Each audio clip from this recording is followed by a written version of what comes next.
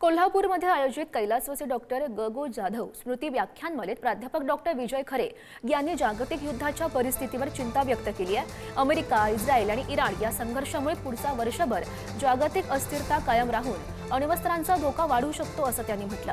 America चीन एकत्र आल्यास भारताला धोका असल्याचा इशारा देत भारतानं संतुलित परराष्ट्र धोरण ठेवावं असा सल्लाही त्यांनी दिलाय। आणि या प्रसंगी पद्मश्री डॉक्टर प्रतापसिंह जाधव, खासदार शाहू छत्रपती आणि खासदार धनंजय महाडिक उपस्थित होते।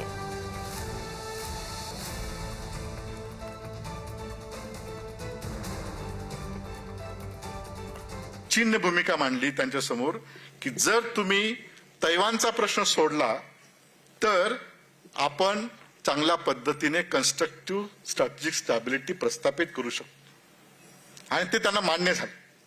आणि म्हणून त्या ठिकाणी क्वाडचं जे महत्व जे आहे ते एका फटक्यात ट्रम्प प्रशासनाने कमी केलं आणि आपण जे त्या ठिकाणी इंडो पॅसिफिक म्हणत होतो, इंडो पॅसिफिक जे म्हणतो ते इंडो पॅसिफिकला त्यांनी पश्चिम पॅसिफिककडे ते हे केलं। आणि भारतासाठी जे आपण जरी क्वाडमध्ये मिलिटरी अलायन्स नव्हतो तरी स्ट्रॅटेजिक अलायन्स होतो ते कमी करण्याचं काम ट्रम्प प्रशासनाने या कालच्या व्हिजिटमध्ये केली। आणि त्याच्यामुळे नव्या जागतिक व्यवस्थेमध्ये भारताची आता भूमिका स्पष्ट होणे फार